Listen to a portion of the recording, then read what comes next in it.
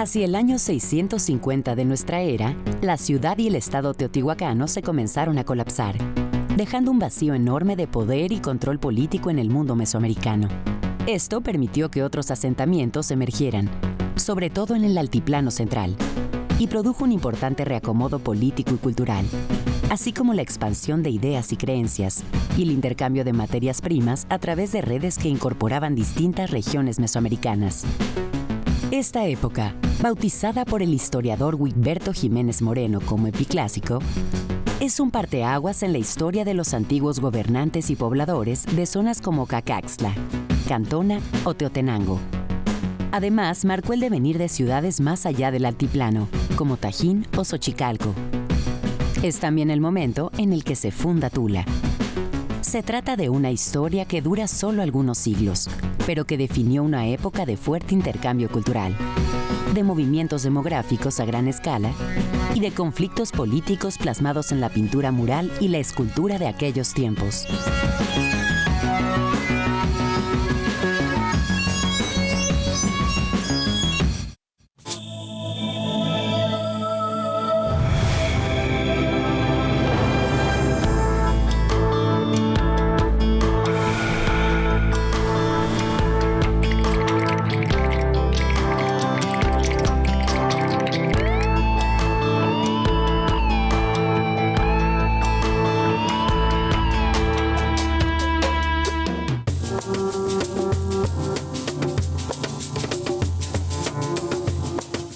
Mientras en Mesoamérica se conformaba un nuevo orden hacia los siglos 7 y 9 de nuestra era, en España los árabes iban batalla tras batalla conquistando territorios que en conjunto recibían el nombre de Al-Andalus. Tuvieron un notable desarrollo arquitectónico con construcciones como la Mezquita de Córdoba. Se desarrolló el periodo prerrománico asturiano y el arte de los visigodos en la península ibérica. El Imperio Romano de Oriente se encontraba en pleno auge y tenía por capital Constantinopla, hoy en día la ciudad de Estambul. En este imperio, que para ese entonces se encontraba ya cristianizado, se expandió el arte bizantino. Así lo testificaron Egipto y Grecia, civilizaciones que habían perdido su autonomía al ser conquistadas.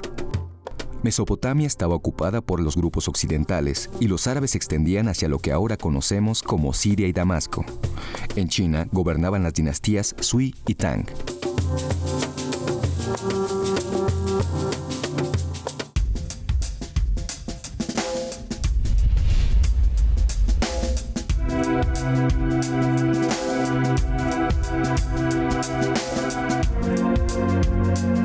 Estamos en el espléndido sitio de Xochicalco, en Morelos, con la arqueóloga Laura Solar, y vamos a platicar un poco del Epiclásico, este periodo tan peculiar que sucede después de la caída de Teotihuacán. ¿Por qué los arqueólogos decidieron que después de un clásico había un epiclásico, ¿no? Antes de un posclásico, ¿no? ¿Qué es este periodo? Bueno, la palabra clásico se utiliza para referirse al periodo de esplendor de una civilización, que en el caso de Mesoamérica está asociado con el desarrollo de Teotihuacán y de todo su sistema sociopolítico.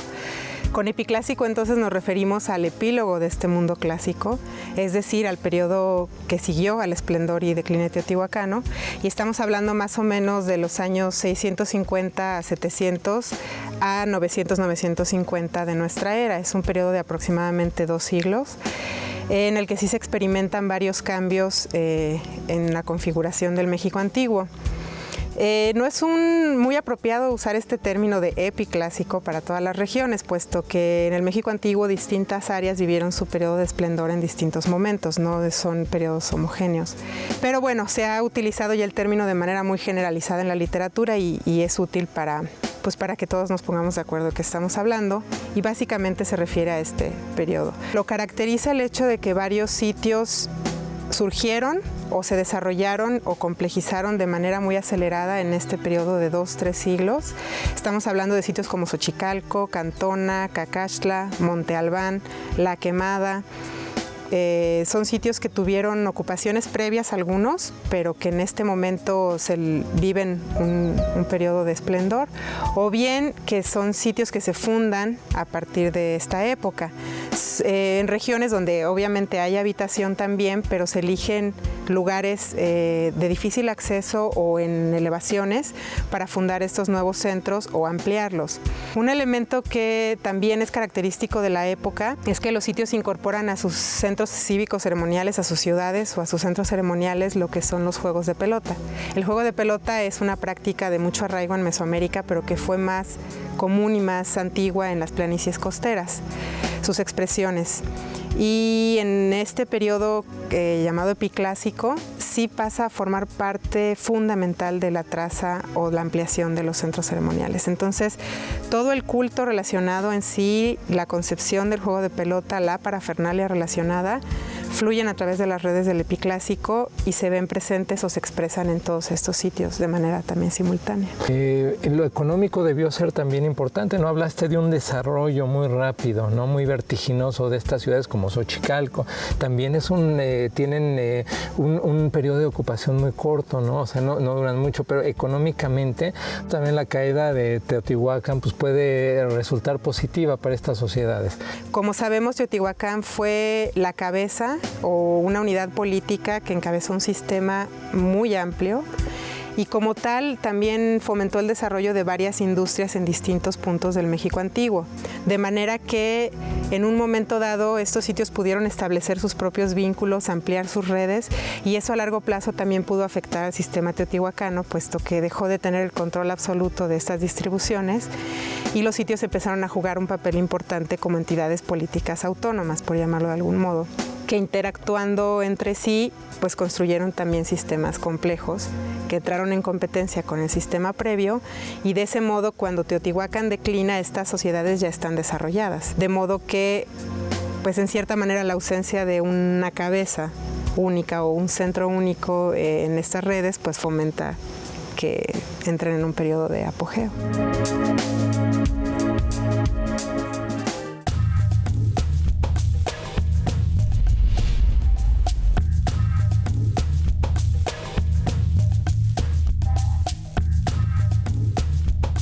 El decline de una sociedad tan poderosa como la teotihuacana se ha estudiado a través de relatos históricos que cuentan que, entre los años 650 y 850 de nuestra era, algunos grupos humanos procedentes del norte y occidente llegaron a establecerse en distintas regiones del altiplano central, como el Valle de Toluca, Tula y el mismo Valle de Teotihuacán. Estos grupos fueron vinculados con un estilo cerámico identificado como Coyotlatelco, una vajilla con líneas, cruces, grecas y otras formas pintadas en tonos rojos sobre el color del barro. Si bien este estilo funciona como marcador de tiempo para identificar a los sitios arqueológicos de esta época, ahora se sabe que no se distribuyó más allá de la Cuenca de México y que no estaba relacionado con grupos externos que provocaran la caída de la llamada Ciudad de los Dioses. Más bien fue el florecimiento de ciudades del mismo altiplano como Cantona, Xochicalco o Cacaxtla el que contribuyó al ocaso de Teotihuacán, que durante la primera mitad de nuestra era había encabezado el escenario económico, político y religioso de Mesoamérica.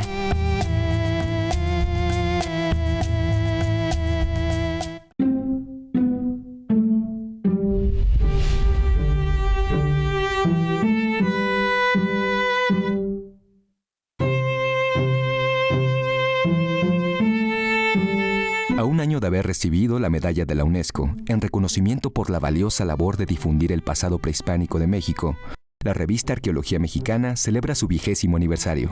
Publicación bimestral de Editorial Raíces, coproducida con el Consejo Nacional para la Cultura y las Artes, a través del Instituto Nacional de Antropología e Historia. Es una obra que muestra distintos rostros del pasado prehispánico, a través de ediciones ilustradas por finas fotografías y dibujos que acompañan los textos de los más reconocidos especialistas. Los temas van desde las grandes ciudades mesoamericanas, los cenotes sagrados, la alimentación, la guerra y la religión prehispánica, hasta números especiales que lo mismo nos comparten rutas históricas como las misiones de la Sierra Gorda de Querétaro o el origen del maíz.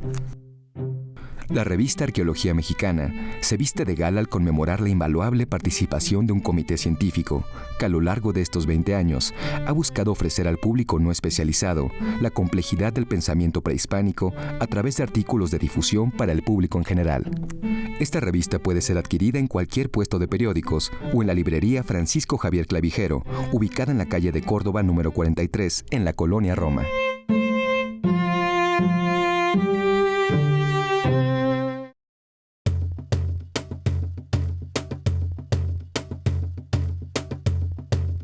A pesar de que se desconoce la fecha precisa en la que se inició la práctica de este juego, las huellas que dejó a su paso nos dan una idea de cómo se fue gestando en sus inicios un acontecimiento lúdico que marcaría el devenir cosmogónico y ritual de toda una época y de un espacio cultural determinado, Mesoamérica.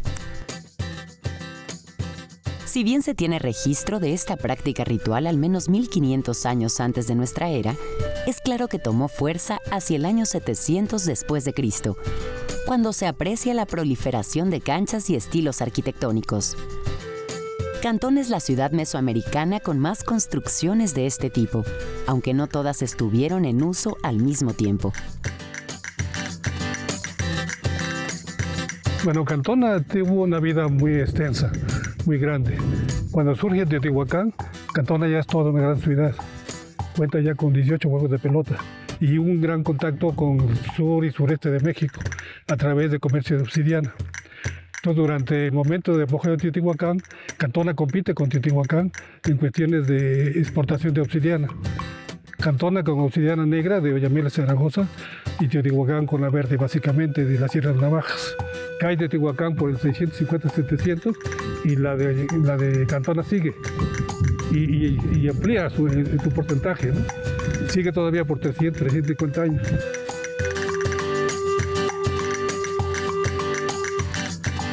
Bueno, hay dos hipótesis sobre la caída de Cantona. Una es la del cambio climático y la otra es la llegada de los chichimecas. Llega mucha gente del norte, mucho chichimeca, pero muchos grupos llegan al valle poblado de Tlaxcalteca, cae Cacazla, resurge Cholula y Cantona también no aguanta tanto por los chichimecas como por el clima y se acaba también. En este lugar las canchas varían mucho en proporción y forma, adaptando su trazo y construcción al derrame basáltico sobre el que se edificaron las calles, patios, conjuntos ceremoniales y demás edificios que componen la ciudad. Un juego de pelota, aparte de la situación cívico-religiosa, de la renovación de la vida, también significa fuerza, poder. Entonces, desde 350, 400 ya tenía un juego de pelota, Cantona.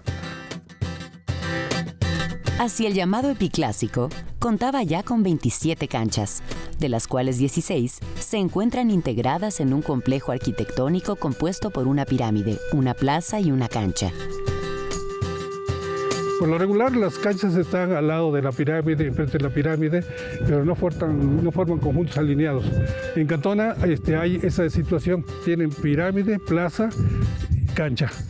Y lo interesante de esto es asimétrico, no es así perfecto. Y yo creo que es una asimetría no solo por el terreno, la adaptación del terreno, sino también buscada. O sea, como que están negando ahora sí que lo simétrico de Teotihuacán y de Cholula y de otras partes, ¿no? Un estilo muy propio.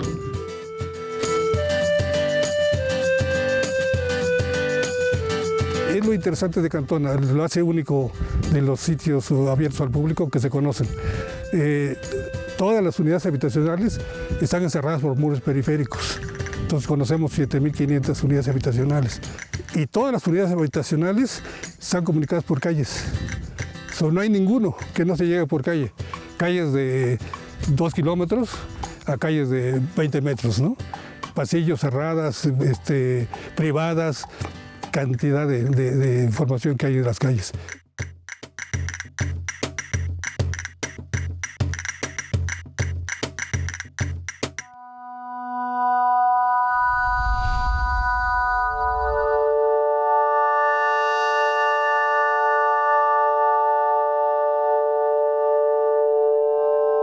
Laura, se habla mucho de los asentamientos de este periodo epiclásico que están emplazados arriba de cerros o en lugares de difícil acceso en Malpaís, que llaman, o en zonas lacustres entre islotes y demás. Y en base a eso se ha manejado mucho esta cuestión del militarismo, que es una época difícil, de guerra, de militares. ¿Qué piensas al respecto? Bueno, se abusó durante mucho tiempo del militarismo como causa única para explicar el emplazamiento peculiar de estos sitios en este periodo. Efectivamente, es una época en la que los centros ceremoniales o cívicos ceremoniales se construyen en lugares de difícil acceso y por eso en algún tiempo se pensó que eran sociedades que vivían en un conflicto latente. De hecho, hubo una época en la que se acostumbraba a emplear el término balcanización para explicar el periodo. Sitios como Xochicalco, por ejemplo, se pensaron que eran pues equivalentes a fortalezas o que tuvieron alguna construcción con fines militares o defensivos. Pero habría que cuestionar, por ejemplo, si el abasto de agua que se complica en elevaciones de este tipo no podría representar un problema si se tratara de lugares que estaban permanentemente en un estado de sitio. Entonces, más bien son cuestiones que comienzan a replantearse y que tener una preconcepción de una sociedad en constante conflicto nos lleva después a observar evidencias arqueológicas de otra manera. Lo que pasa es que venimos arrastrando esto de fortificaciones del siglo XVI. Los primeros que describieron estos sitios son los conquistadores, que eran militares. Entonces ellos ven un muro alto y para ellos es la muralla, o ven un foso que tú no sabes si lo usaron como mina para sacar materiales para la construcción de la ciudad, y ellos lo van a ver con fines defensivos y demás. Y bueno, luego también a lo largo de la colonia y en el 19, los viajeros del 19, por ejemplo, hay descripciones y planos de este sitio como las fortificaciones de Xochicalco. Entonces el problema sí es venir arrastrando todos estos conceptos, ¿no? Entonces a veces yo estoy de acuerdo contigo, yo creo que también pueden estar operando otras cuestiones como esto de restringir accesos hacia ciertos espacios, ¿no? Liberando más espacios públicos y restringiendo los de las gentes más privilegiadas o los de donde están las cuestiones sagradas, religiosas, los sacerdotes y demás, ¿no? O simplemente las personas vinculadas con el culto o con la administración de los espacios públicos, pues lógicamente sí necesitan espacios privados para la operación en sí del centro ceremonial y su mantenimiento. Una vez que estos sitios comenzaron a explorarse sistemáticamente y se empezaron a recuperar ofrendas, en realidad lo que nosotros tenemos en claro de este periodo es que fue una época de una gran interacción y no necesariamente que fue un periodo de eterno conflicto. Desde luego la guerra jugó parte de estas sociedades, igual que lo ha sido de todas las sociedades a lo largo de la historia de la humanidad, pero pensar en una única causa como un elemento que permeó toda la historia de un asentamiento pues sería simplificarlo demasiado.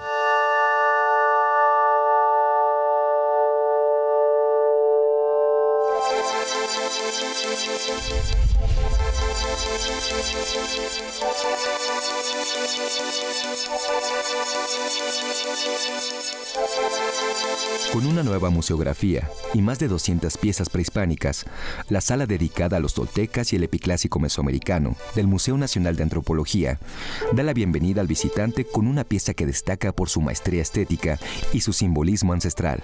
Se trata de la escultura conocida como El Creador, descubierta en 1992 por el arqueólogo Norberto González Crespo, en la zona arqueológica de Xochicalco, Morelos. De acuerdo con la arqueóloga Silvia Garza, esta pieza de 1,5 metros de altura, recubierta con estuco y elaborada hace un milenio, es la representación de un hombre adulto de gran solemnidad. Tiene la nariz ganchuda, grandes colmillos curvos y está arrodillado sobre la pierna izquierda. Según las investigaciones, todo parece indicar que representa a una divinidad relacionada con la fecundidad, pues tiene 2 falos en forma de lianas que llegan de su espalda hasta el hombro y se anudan en el pecho. Una de las puntas llega al muslo izquierdo y la otra posiblemente al brazo derecho.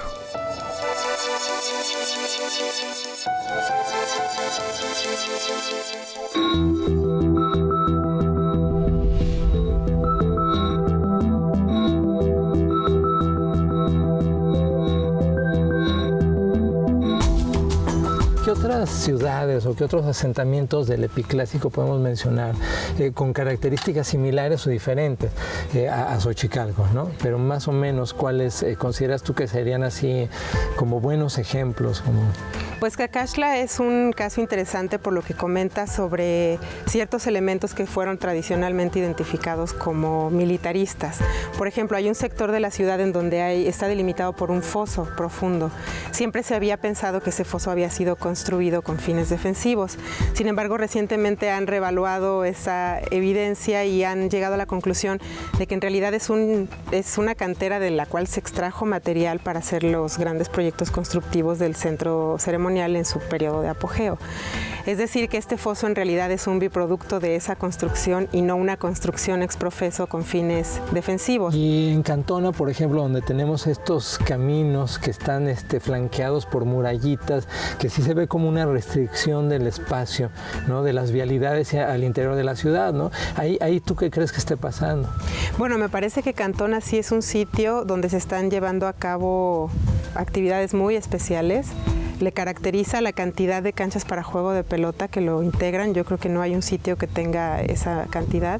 Y seguramente, pues como tal, había también una restricción de las personas que podían acceder a estos espacios. Pues en conclusión, yo creo que estoy de acuerdo contigo. Podemos decir que más que un periodo, como se ha querido ver a lo largo del tiempo, ¿no? Difícil, de mucho militarismo, ¿no?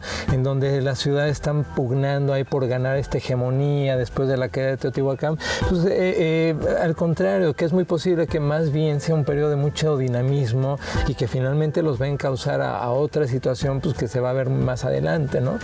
De hecho, es interesante que otro de los conceptos que se ha utilizado para explicar a estos sitios es el de eclecticismo. Se ha dicho que el arte público de Xochicalco, el de Cacaxtla, por ejemplo, son eclécticos. Esto quiere decir que están incorporando patrones iconográficos y elementos estéticos de distintas regiones en un mismo discurso y gráfico. También se ha hablado o abusado un poco de las influencias, de las migraciones. Muchas veces queremos ver grupos específicos detrás de estos cambios, pero también hay trabajos que han enfocado este eclecticismo desde el punto de vista de qué se quería comunicar en aquella época a la gente que habitaba los sitios mismos. Pareciera realmente que toda esta gráfica está exaltando justamente las interacciones y las relaciones entre distintas regiones y está insinuando que esta es una sociedad que está vinculada con esas otras sociedades.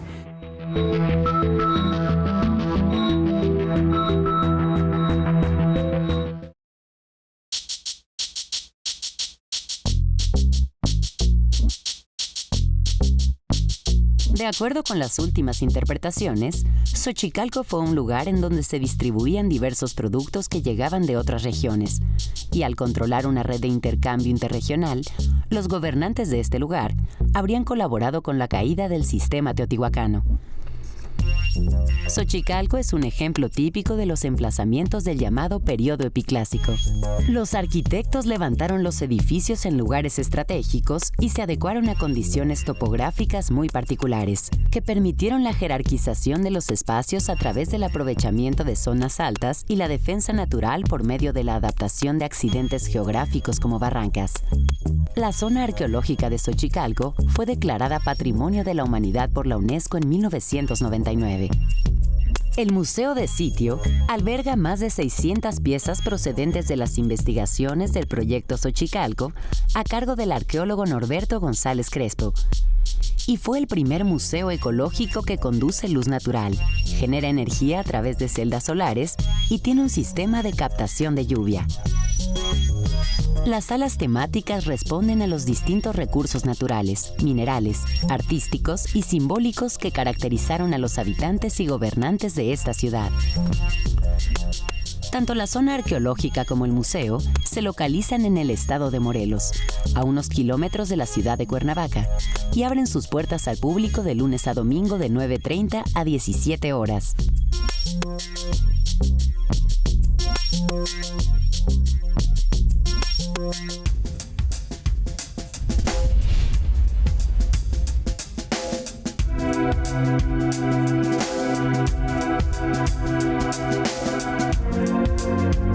Laura, ¿cómo vivía la gente en el Epiclásico? ¿Cómo se vivía en una ciudad, por ejemplo, en Xochicalco? ¿Cómo vivía la gente más de la más alta jerarquía y cómo vivía la gente del pueblo? Bueno, estamos hablando de sociedades altamente estratificadas, lo que significa que sí hay una clase de gobierno establecida y una clase religiosa también. En Mesoamérica es difícil separar ambas cosas porque la política y la religión estaban muy incluidas. La mayoría de la población residía en las partes bajas y en los sitios básicamente vivía la gente que estaba al frente de la operación o mantenimiento de los sitios, los propios gobernantes y también los responsables del culto. De hecho, al excavar una ciudad tan compleja como Xochicalco, pues sí se pueden distinguir estructuras que tuvieron distintas funciones. Hay sectores del centro ceremonial que estuvieron estrictamente dedicados al culto y hay otras áreas donde sí se aprecia que hubo un uso habitacional, pero cuya complejidad pues sí habla de una alta jerarquía de sus habitantes. En las partes bajas de los sitios se ubicaba la mayoría de la población y como todas las ciudades grandes, pues había muchas actividades a las que se dedicaba la gente. En este periodo fue muy importante la transformación de materias primas en bienes de prestigio que intercambiar o inyectar a las redes comerciales de la época. Y en ese sentido, pues había asociados a la administración de los centros ceremoniales, industrias especializadas como la de la obsidiana, por ejemplo, aunque lo que es en general la producción de la industria de alimento y de manutención sí estaba a cargo de otros sectores de la población en las partes bajas, en los valles. Ahora, todos estos objetos ya de comercio que mencionaste, o sea, solamente los vamos a encontrar con esta gente de arriba, de los estamentos superiores. Pues de hecho es más común que se realicen excavaciones en las partes monumentales de los sitios, pero sí, desde luego la riqueza de estos bienes suntuarios sí se concentra en estas partes, porque de hecho los bienes de lujo y de prestigio en la época prehispánica en Mesoamérica sí estaban muy relacionados con el culto religioso y muchos de los gobernantes tenían una investidura como clase sacerdotal al mismo tiempo de ser clase gobernante. Entonces estos bienes sí estaban impregnados de una esencia simbólica y religiosa, su iconografía también lo dice y no todo el mundo los portaba.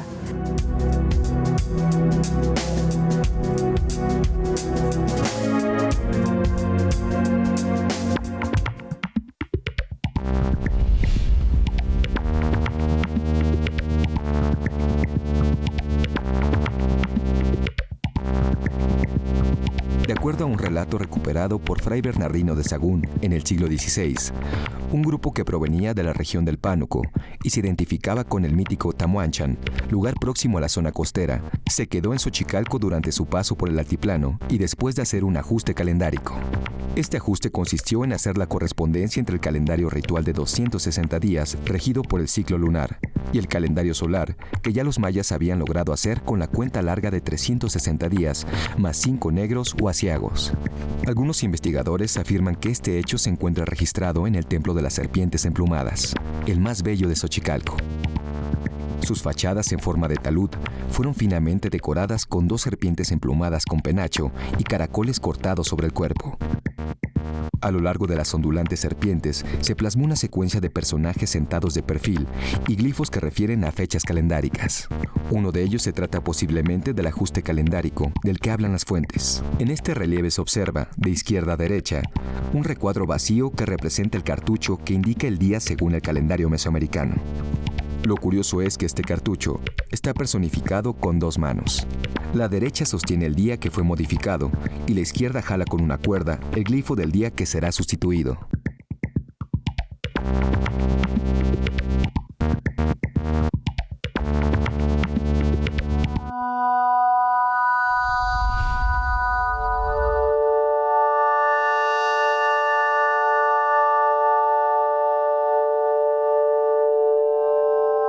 Mencionaste a un grupo especializado en cuestiones de religión durante el Epiclásico. En este sentido, ¿cómo es la religión? ¿Hay nuevas deidades, ¿sí? ¿O se retoman anteriores? ¿Qué es lo que está ocurriendo en la cuestión religiosa y simbólica durante este periodo? Bueno, más que deidades diferentes, hay un énfasis distinto en otras deidades cuyo culto era más común en el periodo anterior, el clásico. Por ejemplo, Tlaloc es una deidad profusa en la iconografía teotihuacana y también la presencia de Teotihuacán en otras regiones está muy relacionada con ese culto, la diseminación de ese culto. En este periodo que le sigue, continúa el culto a Tlaloc, desde luego lo vemos todavía presente en muchos bienes suntuarios, pero hay un énfasis iconográfico mayor en la serpiente emplumada. Lo vemos en una de las pirámides principales aquí del sitio. La serpiente emplumada aparece en todas las escalas, desde los monumentos públicos de grandes dimensiones hasta la parafernalia de las personas encargadas del culto, y se ha discutido mucho sobre el papel de este animal mitológico en la mitología mesoamericana.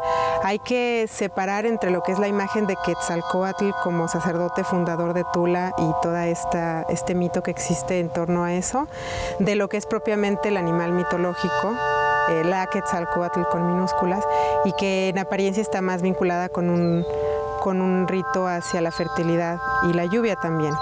Desde luego la manifestación de la serpiente emplumada en Xochicalco es una de las más impresionantes en Mesoamérica en general y en el periodo en particular.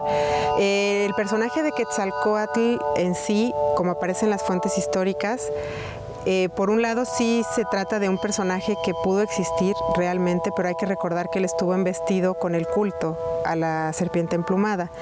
De esta manera, los lugares en los que aparece la serpiente emplumada como figura no necesariamente tienen que ser lugares por donde transitó el personaje histórico. Entonces esta permanencia de los cultos y sus cambios y sus transformaciones también nos está reflejando los cambios en el panorama geopolítico. Sin embargo, la mitología mesoamericana sí, en eso estoy de acuerdo con López Austin, sí es producto de una larga tradición que conserva los mismos valores a lo largo de los siglos. Y aunque cambia el énfasis en ciertos cultos y en ciertas deidades, si observamos los mitos como un todo y los centros ceremoniales como una reproducción o materialización de esos mitos, pues en todos los sitios mesoamericanos están presentes a la vez pues todos los representantes del panteón mesoamericano total.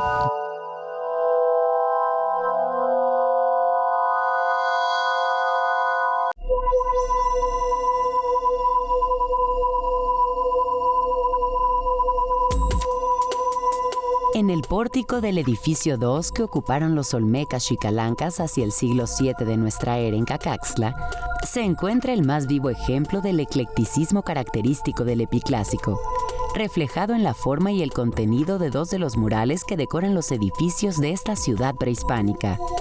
En el muro norte de este pórtico se observa un personaje ataviado con un traje y un yelmo de jaguar, que sostiene un atado de dardos que derraman gotas.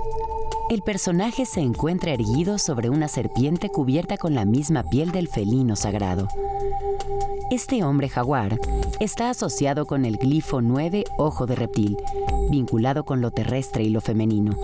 En cambio, en el muro sur, el personaje alado se encuentra ataviado con un traje y yelmo de ave y sostiene un gran cetro rematado por una cabeza de serpiente que saca una lengua con forma de cuchillo de pedernal. Este personaje se yergue sobre una serpiente emplumada y está asociado con el glifo 13 pluma, relacionado con lo celeste y lo masculino. Estas escenas, como otras que decoran los muros de los edificios de Cacaxtla, narran la historia del origen de los olmecas xicalancas, que posiblemente sean grupos de tradición maya. Los murales pueden ser admirados en la zona arqueológica de Cacaxtla, en Tlaxcala, o a través de una réplica ubicada en la entrada de la Sala Toltecas y el Epiclásico, del Museo Nacional de Antropología en la Ciudad de México.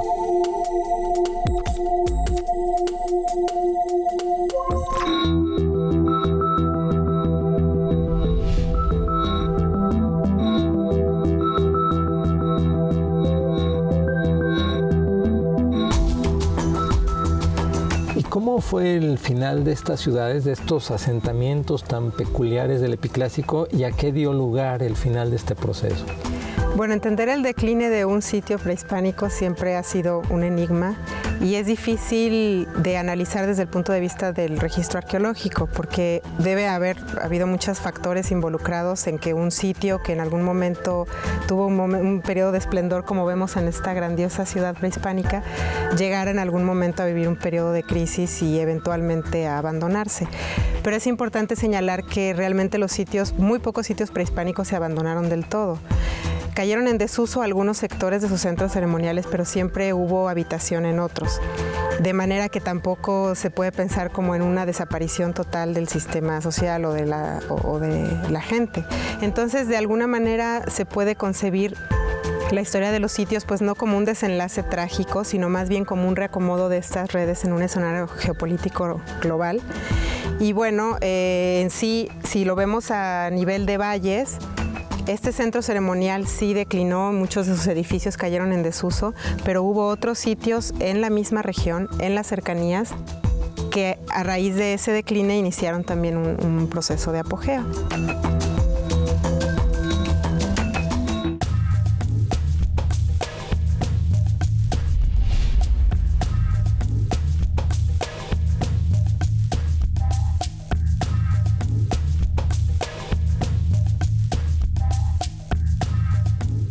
En la zona arqueológica de Cacaxtla, desde su descubrimiento se han hecho muchísimas intervenciones dada la importancia de la pintura. En el momento en que se descubrió la pintura, inmediatamente llegaron restauradores, empezaron a intervenirla y justo en ese momento las técnicas que se utilizaban y que funcionaban era la aplicación de polímeros sintéticos.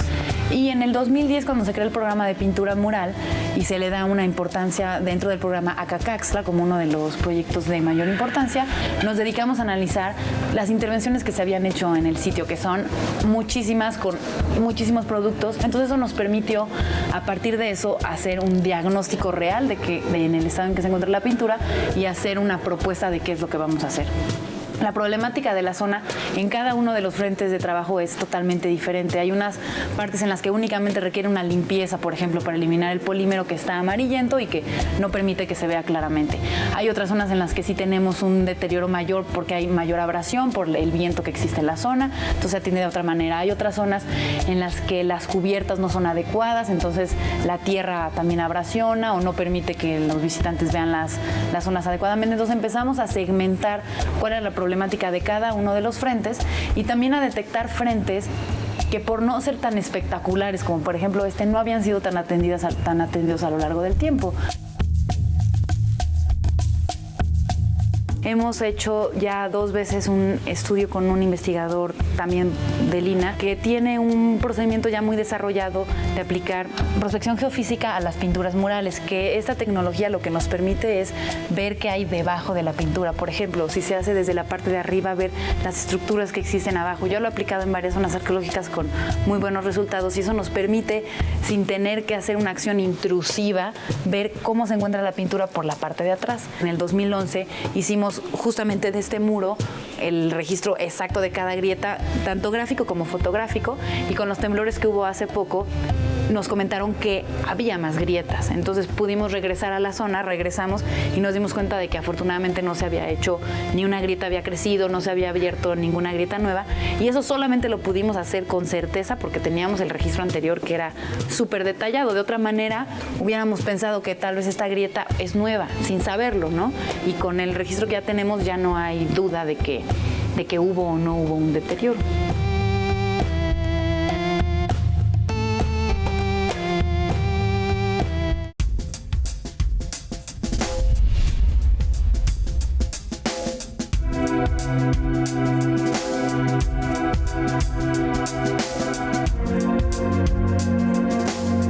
Laura, concluyendo de toda esta charla tan interesante, o sea, ¿qué podemos decir del epiclásico? Culturalmente, ¿qué significó? ¿Sí? Este emplazamiento de los sitios, toda esta rica y nueva iconografía incorporada de varias regiones, ¿no? Económicamente, ¿no? ¿Qué podemos decir así para redondear todo esto? Creo que es importante para concluir que sí se ha abusado de algunas preconcepciones para entender o tratar de explicar lo que sucedió en este periodo. Algunas de ellas ya las hemos platicado: el militarismo, las migraciones. Se han empleado estas explicaciones unicausales para tratar de entender a los sitios, y esto nos ha disminuido mucho el panorama regional que estaban viviendo los asentamientos. Volviendo al tema del emplazamiento, hay que recordar que los centros ceremoniales necesitaban para su funcionamiento la observación astronómica. ¿Qué mejor un lugar como este para tener todos los referentes en el paisaje que se requerían? No podemos dejar de tomar en cuenta el funcionamiento de los sitios de manera integrada. El epiclásico yo creo que si está caracterizado por algo es por un momento de intensa interacción, donde las redes de distintas regiones entraron en contacto y construyeron un sistema mayor, ya en un sistema que nosotros podríamos denominar como multicéntrico, es decir, que no está encabezado por un único sistema, sino que son unidades políticas que están participando en redes a gran escala a partir de interacciones cercanas en los sitios regionales y a partir de esos eslabones uniéndose en el contexto geopolítico de la época, pues se puede llegar a abarcar distancias enormes. Es importante señalar que este periodo es a la vez el antecedente de lo que va a ocurrir con Mesoamérica a principios del segundo milenio de nuestra era y se va esto a reflejar en la construcción de redes que derivaron a la vez de estas redes previas. Y bueno, vamos a pasar a otra etapa en la que Mesoamérica llega a alcanzar en cuanto a sus interacciones, su comunicación y sus intercambios de artefactos, de ideología, de iconografía, pues desde las planicies costeras del Pacífico hasta Centroamérica. En un momento dado, el suroeste de los Estados Unidos y Centroamérica estuvieron incorporados por estas redes. De esa manera podemos tener Concha del Mar de Cortés, por ejemplo, integrada en un mosaico con turquesa y presentado como ofrenda en el cenote sagrado de Chichén Itzá, por ejemplo. Digamos que podemos hablar de una sociedad un poquito más globalizante, como hoy día tenemos unos ejemplos.